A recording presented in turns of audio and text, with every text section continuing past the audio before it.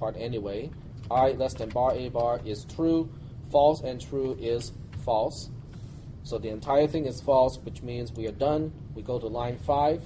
What does line 5 do? What is line 5? What type of statement are we talking about here? It's an assignment statement. So that means we have to evaluate the right-hand side first. The right-hand side looks kind of funny. It's not a number, but yet it has a result, right? I is less than bar A bar has a result of whether it is yes, it is true, or no, it is false.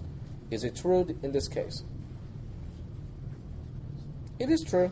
I has a value of 1. Bar A bar has a value of 2 because we have 2 elements in array A. 1 is less than 2 is true. So that means the right-hand side evaluates to a Boolean value of true. We can store the Boolean value into our variable f. So f is now true. In other words, we can now tell the rest of the program and say, yes, the value you're looking for is actually in the array. Are we doing okay so far with this trace? Yep. Is f just true? Sorry? Yeah, f is true. True? Yep. F as a variable has a value of true at this point. No post? What? No post? Oh, yes. We have a post here. Thank you.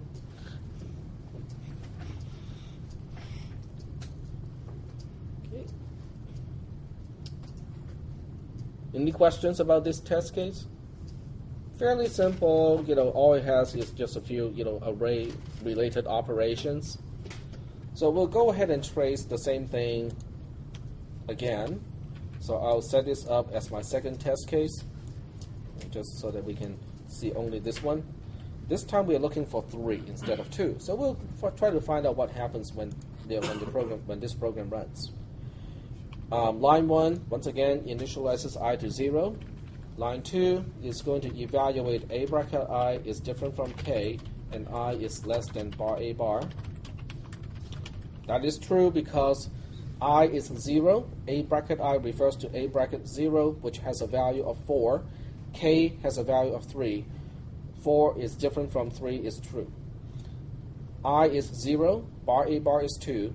0 is less than 2 is also true.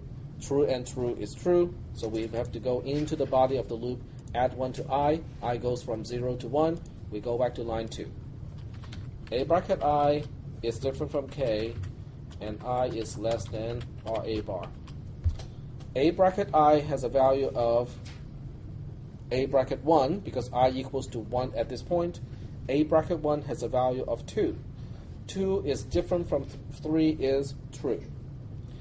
1 is less than bar A bar, or 2 is also true. We have true and true again, and the entire thing is true.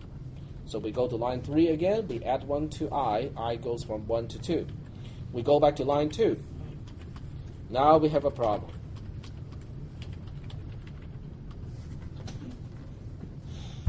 Okay? Now we have a problem because what is I at this point? I has a value of 2. What is A bracket 2? It does not exist. There is no such element because array A only has 2 elements. So A bracket 2 does not exist. So now you have 3 choices depending on the programming language that you're using. In the case of Visual Basic, which is the best response to this type of problem, is you will get a runtime error from your program. In other words, when your program runs up to this point, it will pop up a dialog box and it will complain and say array indexing out of range or something to the same effect. It will also display the line number unless you turn off the line numbers, because if you don't want people to kind of hack into your program, you can turn it off. If you run the program in Visual Studio, it would actually put you on that line, okay, and use a yellow highlight on that line and say, we have a problem on this line, and the problem is you're trying to index in an array out of bound. Now that's the best option because your program stops execution at the right place when the problem happens. But most of you are not moving on to cisp370. Most of you are moving on to cisp360, right? Yep. And 360 teaches C and C++. C and C++ being a programming language that leaves enough rope to shoot yourself in the foot a few times over, will basically say, what do you mean by there's no A bracket I, A bracket 2? A bracket 2 is on column H. Okay, that's what C and C++ will do. It will blindly, okay, without asking, it will blindly interpret column H in this case as A bracket 2, because that's exactly the column of A bracket 2 if you had an A bracket 2. When C is indexing an array, or when C accesses an element in an array, it does not check whether you're accessing out of bound or not, because in C it does not even know how big the array is by the time you try to access an element in an array. There's no bar A bar in C. Okay? In other words, in C or natively in C, you cannot give it an array and say, how big is this array? It cannot return that information. The size of an array has to be maintained separately. Okay? So that's going to be a change, when you go into a C class. So in this case, the C program will happily interpret whatever is on column H to be the value of A bracket 2. What is going to be column H? It could be a variable other than A bracket 2. It can be just another variable. It can be many other things, because when we talk about the C programming language, we are talking about the memory being used for return addresses and many other things that you won't even know until you get to cisp300a, the assembly language programming class. But the point is, it will access the next location as A bracket 2, which is incorrect. The program will do something wrong silently. And that's pretty much the worst you can do. Well, one of the worst things that can happen is your program will do the wrong thing, but it will happen silently. Okay? So I have just talked about two alternatives. What is the third one? The third one is when you use PHP or Perl. I'm not sure about Ruby on Rails, so someone can tell me whether Ruby on Rails will do the same thing. In Perl, the interesting thing is it is an interpreted programming language, okay?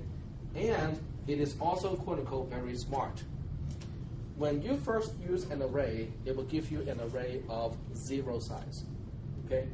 And it will grow the array to accommodate the last element that you access in that array. So in this case, when you don't have A bracket 2 and you want to access A bracket 2, the Perl interpreter will actually say, oh, so you need one more element in the array. That's fine, I will give you one more. It will actually dynamically extend the size of array A to have 3 elements when you access A bracket 2. Which is really problematic in this case, because if you look at this condition here, if the first part of the condition is expanding the array so that it does have that element, then it won't fail the second condition anymore, because by the time you compare I to bar A bar, guess what? Bar A bar is now 1 more than what it was. So your program will just go into an infinite loop, and each time for each iteration, it will expand or make the array 1 element longer until the array consumes all the memory in your program, and it doesn't work anymore at that point. Yes.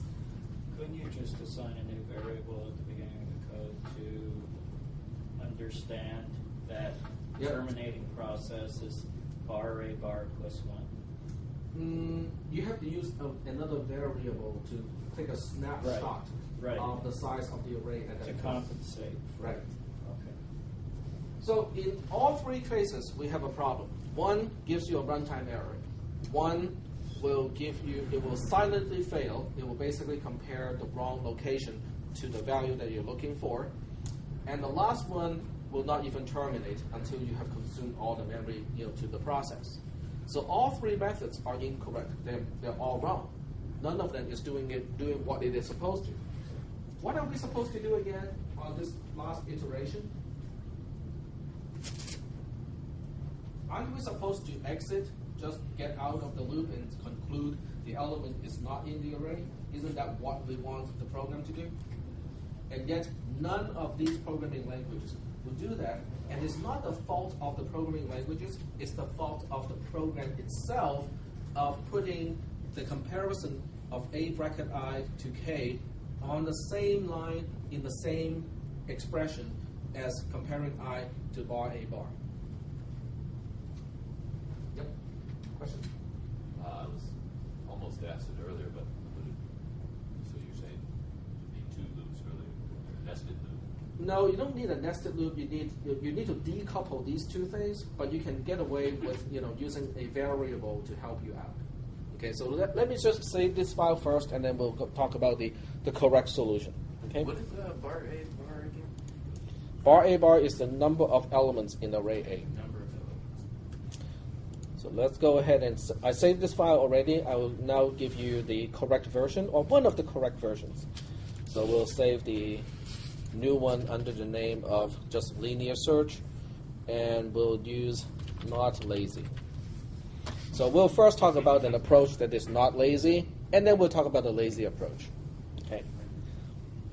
So this trace all has to be gone because we no longer can utilize these traces here. So I'll erase everything here. Well, I didn't have to erase exactly everything, but close enough. So the solution is to use another variable. In this case, I can reuse the variable f, okay, which fortunately we have here. We'll assign the value f to f initially. In other words, false. Okay, we will initialize variable f to the value of false. In other words, let's just assume that the element, the value I'm looking for, is not in the array. In other words, I will not be convinced that it is in the array until I find it. Then the body of the loop, or the condition of the loop, can be changed because I can now say while not found.